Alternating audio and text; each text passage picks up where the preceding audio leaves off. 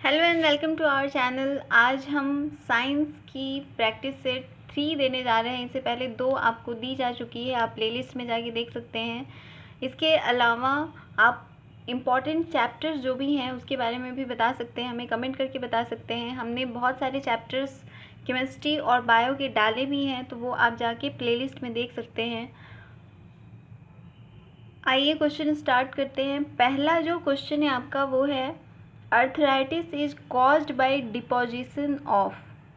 Arthritis किसके जमा होने से होता है? हमने आपके हेल्प के लिए हिंदी और इंग्लिश दोनों में क्वेश्चन रखा है, क्योंकि जब इंग्लिश में करते हैं तो बहुत लोग कमेंट करते हैं कि मैम हिंदी में, और जब हिंदी में की जाती है तो बहुत लोग कमेंट करते हैं इंग्लिश में। इसलिए दोनों ही लैंग्वेज में हमने क्वेश्चन दिया है। सारी चीज़ें हम दोनों लैंग्वेज में नहीं कर पा रहे हैं, इस वजह से परेशान नहीं होइएगा। बहुत सारे टर्म्स जो हैं वो सिर्फ इंग्लिश में ही यूज़ की जाती हैं।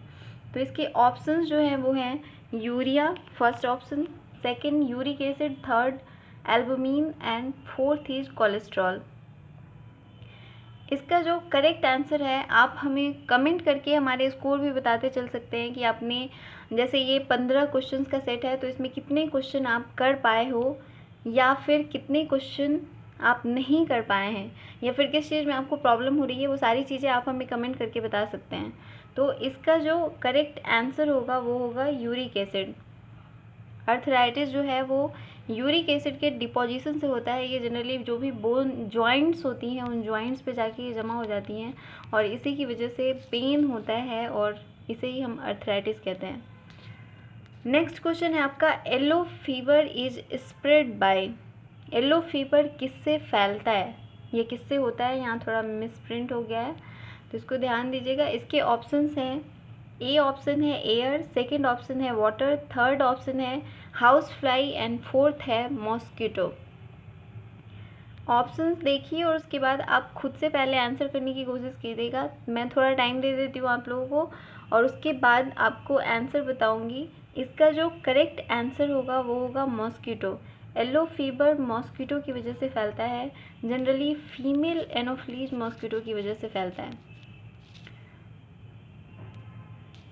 नेक्स्ट थर्ड क्वेश्चन है आपका, इताई इताई इज कॉज्ड बाय।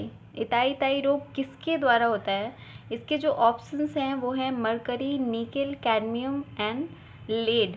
ये चारों अलग अलग, ये एक्चुअली एक मेटल के एक्सेस की वजह से ये डिफिशेंसी होती है या डिजीज होता है, आप कह सकते हो। इसका जो करेक्ट आंसर होगा वो होगा कैडमियम।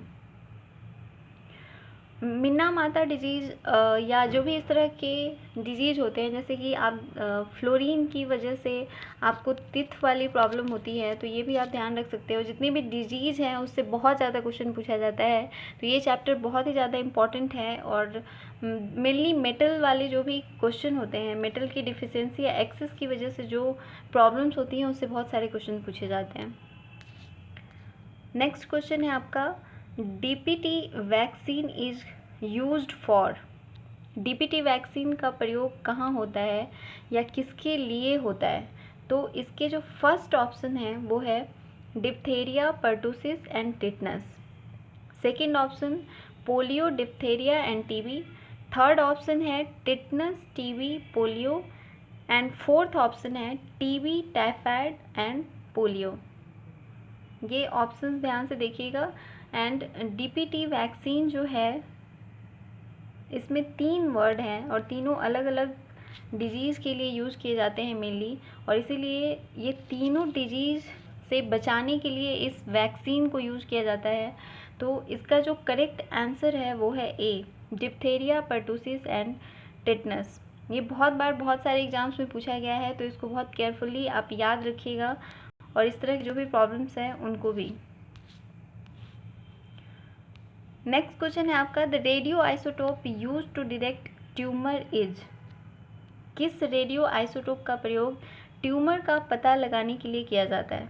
इसके जो ऑप्शंस हैं वो हैं iodine 131, cobalt 60, arsenic 74 and sodium 24। ये सारे रेडियो आइसोटोप्स हैं, और इनमें से किसका प्रयोग किया जाता है? ट्यूमर को डिटेक्ट करने के लिए ये क्वेश्चन पूछा जा रहा है आपसे। तो इसका जो करेक्ट आंसर होगा वो होगा आर्सेनिक 74। यूज किया जाता है ट्यूमर का पता लगाने के लिए। अगला क्वेश्चन है आपका, alpha keratin is a protein present in. Alpha carotene एक प्रोटीन होता है, ये कहाँ प्रेजेंट होता है, ये क्वेश्चन है आपका। इसके ऑप्शंस हैं, first option blood, second skin, third lymph and fourth option है आपका एग्स।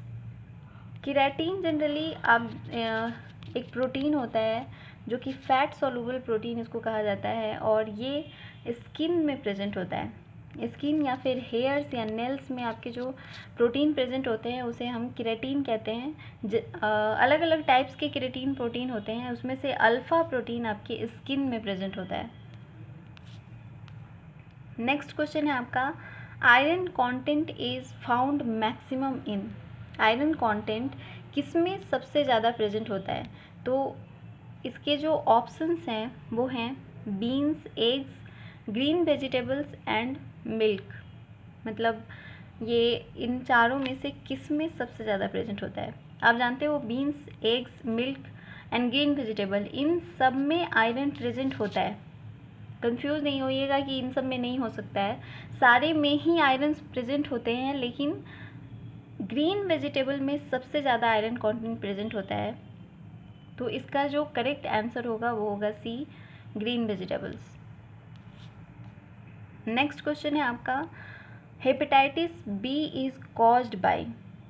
हेपेटाइटिस बी किसके द्वारा होता है? इसके जो ऑप्शंस हैं वो हैं DNA virus, RNA virus, bacterium और प्लेटीहेल्मिन्ट्स।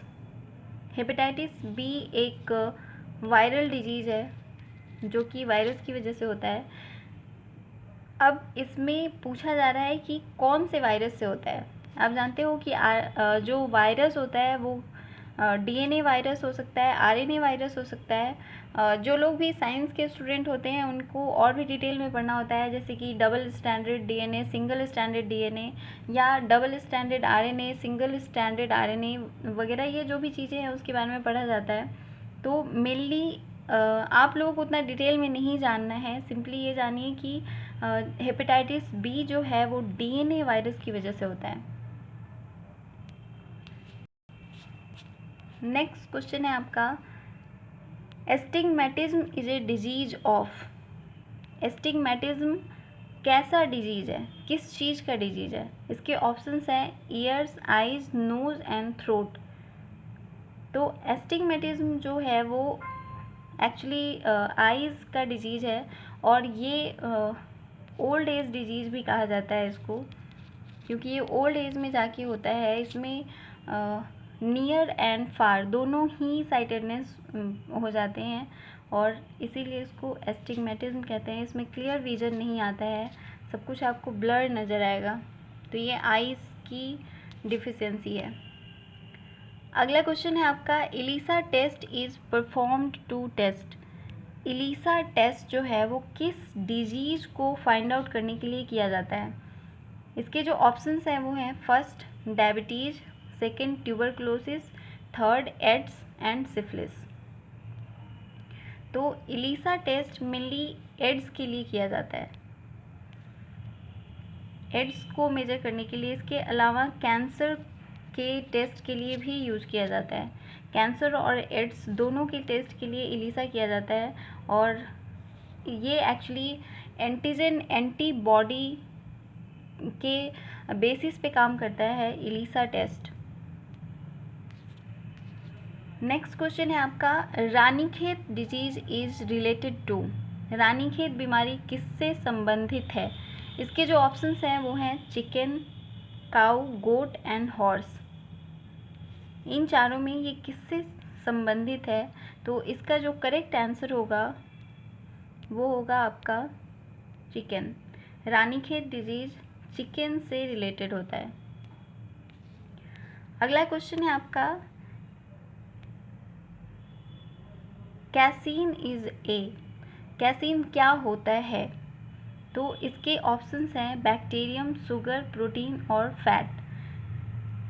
ये बहुत बार बहुत सारे एग्ज़ाम्स में बहुत ज़्यादा पूछा गया है, तो ये बहुत ज़्यादा इंपॉर्टेंट है, इस पर बहुत ध्यान दीजिएगा। आप चाहो तो याद भी रख सकते हो, मे भी किसी न किसी एग्ज़ाम में ये पूछ दिया जाए।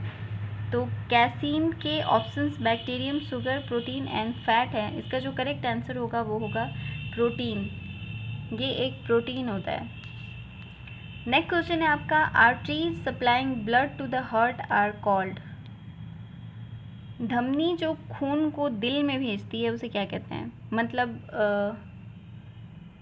जो हार्ट में ही सप्लाई करे ब्लड को, वैसे आर्टरीज, क्योंकि आप जानते हो कि हार्ट जो है वो पूरे बॉडी में एक पंपिंग मशीन की तरह काम करता है, जो लंग्स में, फिर आपकी बॉडी में और अदर पार्ट्स में ब्लड को सप्लाई करने का काम करता है। लेकिन हार्ट में भी कुछ आर्टरीज होती हैं जो ब्लड को सप्लाई करती हैं। उस आर्टरीज को हम क्या कहते हैं? इसके जो ऑप्शंस हैं वो हैं carotid arteries, hepatic arteries, coronary arteries and pulmonary arteries.